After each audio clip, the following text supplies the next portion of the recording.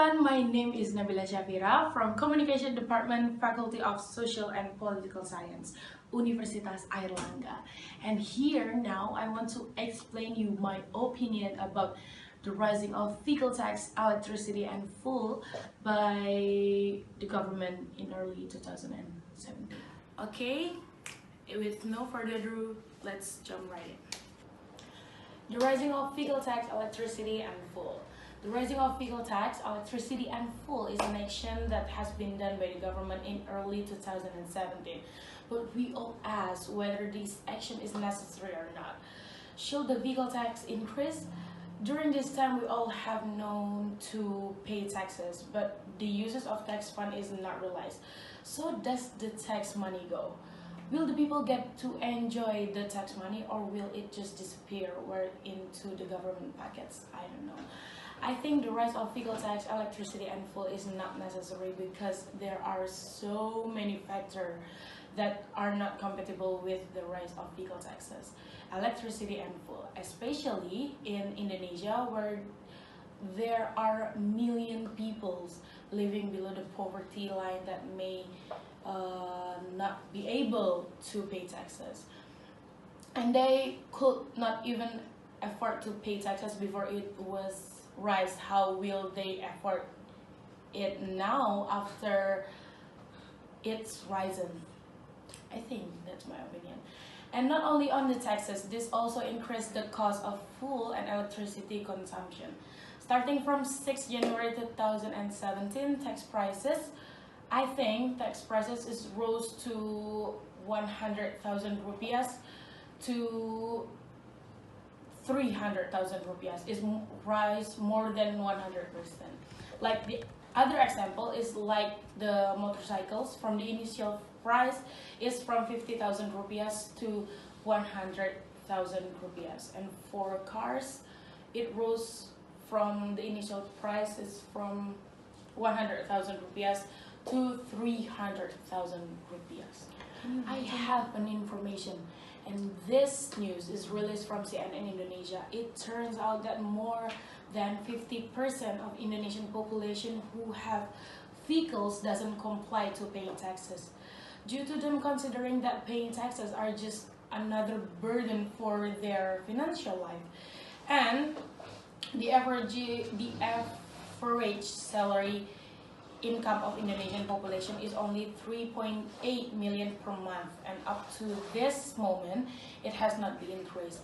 And we hope to acknowledge there are 27.12 million people in Indonesia that earns only 250,000 rupiahs per month. This resulted in the Indonesian population who prefer to use their money for other needs in comparison to paying taxes. The second thing that I want to tell you guys, if we hear about taxes, what comes in your head? I think this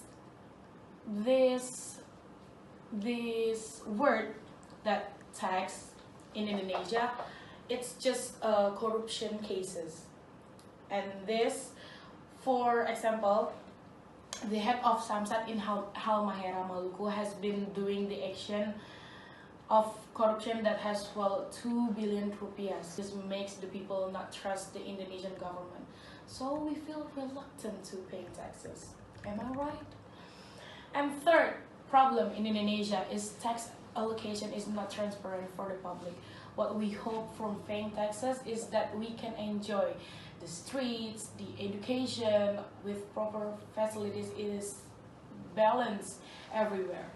Comfortable and safe public transportation, comfy shelter, and the other things that makes us feel like we have paying taxes, and this we can get from the development.